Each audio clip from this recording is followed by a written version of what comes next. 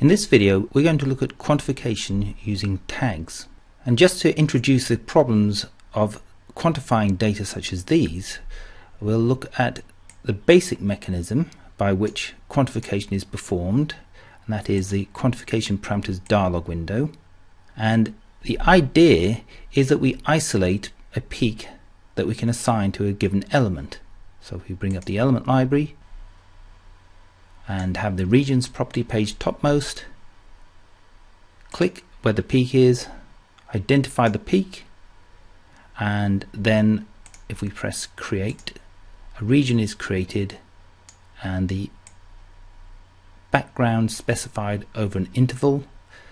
The relative sensitivity factor has been brought in using the line that was indicated in the element library, and if this was aluminium alone, we would be now in a state where we could continue identifying other peaks and then produce a quantification.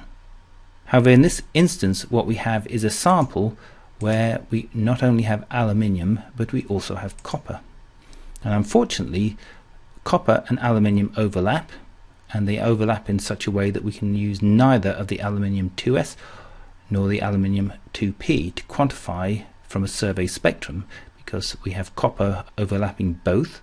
And what's more, in this particular case we have chromium, and this introduces yet another peak that overlaps with the aluminium 2p. So the only course that we can follow is to somehow use the information about the aluminium and the copper in this aluminium 2s copper 3s interval and identify signal which we can then feed back into a quantification based on the survey spectrum. Low resolution survey data does not allow us to separate the copper from the aluminium in this interval here. So what we need to do is consider a high resolution spectrum. So if we now look at other data that have been collected at this level in this depth profile, we have a spectrum that contains peaks that we can identify as copper, the aluminium oxide, and a metallic aluminium peak. So if we have a peak model for this spectrum, we can proportion the intensity that we see here with respect to the peak model. And if we have relative sensitivity factors for each of these component peaks, we can then work out an effective relative sensitivity factor for this particular measurement, which can be used in the quantification in the survey spectrum. What is required then is a peak model for these data. In a previous video I looked at how to produce such a peak model, and I've saved part of that video work as a separate file, and I've saved it in a directory that I can recover the peak model using the input file property page on the element library dialog. So here you see one of the peak models that were used in that previous video. So I can now return to the file that contained the depth profile, select in this instance just one of these aluminium copper intervals that correspond to the saved peak fit, and then I can propagate the regions components, and we'll say fit. I won't propagate the annotation because this is information that I've got within this VAMAS file to help me remember the conditions and the constraints for this peak model. So I'm just going to do the regions components and then I'll fit. So now if we go back to the depth profile, we have a peak model that has been fitted to these data, and the peak model includes a region and three components, and the relative sensitivity factors are in this instance set to be the same for the metal and the oxide, and I've got a different sensitivity factor here for the copper 3s. So as a consequence of fitting these peaks to the data envelope and using these relative sensitivity factors, an effective relative sensitivity factor is calculated from these sensitivity factors, so that if we included a region that contained this interval and used the effective RSF to scale the data, then other lines with their own elemental RSFs would then return the correct value for the atomic concentration. Once an effective RSF has been calculated, we now need to assign the region in the survey spectrum, or this effective RSF. So let us do this, and we'll illustrate how this works by using the survey spectrum, and we'll also select the aluminium data, and then on the report spec property page there's a button that says update regions effective RSF. So in order to do this, we have to have a link between the components on this selected aluminium copper region and the corresponding region within the survey spectrum. So let us now organize this. The region is defined as aluminium 2S with a corresponding RSF, and the tag field says aluminium 2S.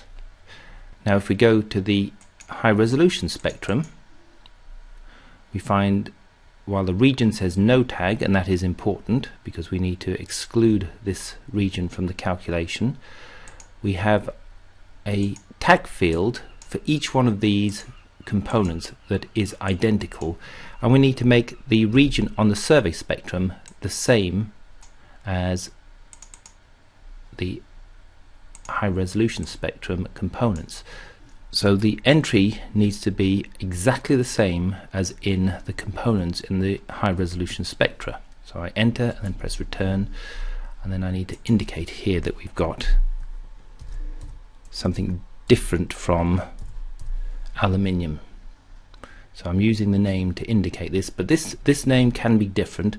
The key connection between the region on the survey and the components on the high resolution spectrum will be this tag field. So these must be the same for both survey and high resolution data.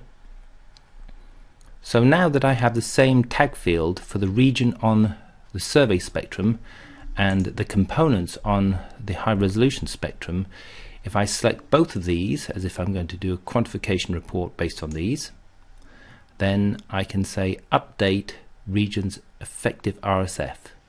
When I press this button, it says do you want to do this adjustment, and having performed that operation, the effective RSF has now been transferred from the high resolution data based on the peak fit and the calculated effective RSF into the region on the survey spectrum, at which point we can now start adding regions that have elemental RSFs and will contribute to the overall atomic concentration calculation. So for example, if I want to add a region to the oxygen as part of a quantification, then I add the region, and as a result I get an elemental RSF here, and I do need a tag field here if I'm going to use quantification by tags, because only regions and components that have values in the tag field that are a string other than no tag will be included in the quantification. This means that I have to go through and create regions corresponding to the different elements of interest. So for the sake of argument, I will add 2 more, and these will be the chromium. I'm going to do that on the basis of the chromium 3p. And the reason that I'm using the 3p for the chromium, and also I'm going to use the iron 3p, and is that if you look at the spectrum, although we do have 2p and 2p and 2p for chromium, copper and iron, there are an awful lot of Auger peaks here, so defining a valid background given the context of all these Auger peaks is quite difficult. Plus the information gathered from photoemission peaks at this kinetic energy means that we're looking at pretty much the same kinetic energy and therefore the same sampling depth for all of these peaks, which will also improve the quantification. So once we have these, we now have elemental RSFs. These have been modified because this is an analyzer X-ray source angle of 90 degrees, so the value that has been extracted for p orbitals is adjusted for the fact that we do have a non-magic angle instrument in this case, and the quantification will be corrected for the effective attenuation length, and that's the escape depth correction, and we will assume a bulk type material, so we're going with RSFs that are Schofield cross sections that have been modified for the angular distribution correction at 90 degrees. So the quantification that is reported here as a percent concentration is correct for these three lines. This will be the relative proportions based on atomic concentration calculation for oxygen, chromium and iron, but at this point we have a combined concentration of copper and aluminium, which will need further analysis in terms of the peak decomposition using the components that are tagged in the high resolution spectra. Once all the quantification items have been defined appropriately, including the right tag fields for these regions and the right tag fields for the components, then a quantification report that is based on the effective RSF is obtained by selecting the combine with tags option on the standard report. So the survey and the high resolution spectrum both selected, we press this button and we end up with a quantification report that gives us the report in terms of the regions and then also the components that came from the high resolution spectrum. And what we have now is a report in terms of percent concentration, where these three entries are calculated based on regions from the survey spectrum only, and then we have a region from the survey spectrum that gives us the amount of aluminium and copper as a percentage, and then the components from the high resolution spectrum provide the breakdown of this number here from the region on the survey spectrum in terms of the proportions of the aluminium metal, the copper and then the aluminium oxide. So we're now in a position to return to these data and consider how you would quantify an entire profile using tags. And this is the origin of this new button here that says Update Regions Effective RSF. And the problem is that for each one of these survey spectra and each one of these high resolution spectra, the proportion of copper and aluminium oxide and metal changes, and so the effective RSF changes as this profile progresses. So we need a means of first of all fitting an entire set of aluminium copper peaks and then extracting the effective RSF and placing it in the appropriate region within the survey spectrum. So let's proceed now, and we start with the spectrum that has already got regions defined. So these are the regions we're going to use to profile these data. So we're going to propagate.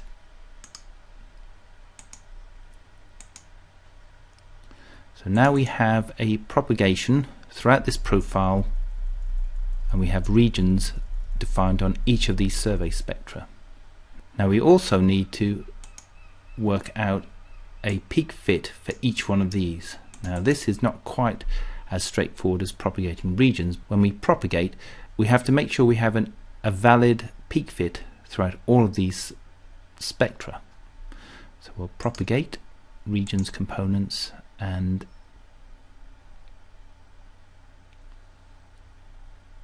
once fitted, we can now go through and assess how well the peak model has performed throughout this profile. You can see that the copper has moved a little bit out of the way on these initial spectra, so we're going to have to do something about propagating from a valid region around where there's more oxide.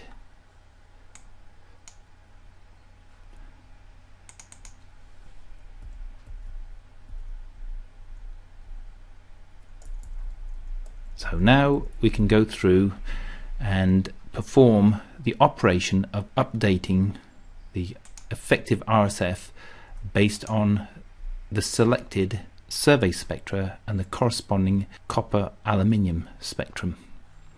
So let's bring up the quantification parameters dialog window and say update effective RSF, and this is going to do this on the basis of the selection just as a quantification would be performed.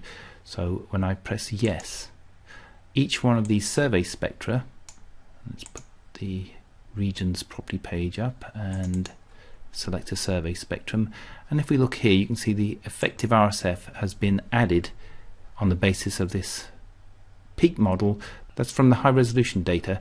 And as I step down you can see that each and every one of these regions now has a slightly different effective RSF that is reflecting the different proportions of the aluminium metal and oxide and the copper within the high resolution data. So these are all contributing to different effective RSFs. So now we can perform a profiling operation based on tags. And once again, this is a new button on the report spec property page that says create profile from tags. And this will apply to these selected VAMAS blocks. So when I say create profile from tags, then what happens is we'll see there's a new string that appears here that says Control F8 for profile. And this means that although we're looking at the spectrum file here, we can now do Control F8, and rather than seeing the spectra we now see a profile that has been gathered from these tags. So we need to remove from this profile the region, this is this one here, and we now have a depth profile that is constructed from a set of regions from the survey spectrum, such as the oxygen, the iron 3p, the chromium 3p, while we've got the trace for the aluminium oxide, metal, and the copper coming from the high resolution proportion applied to the intensity as measured by the survey spectrum using the effective RSF.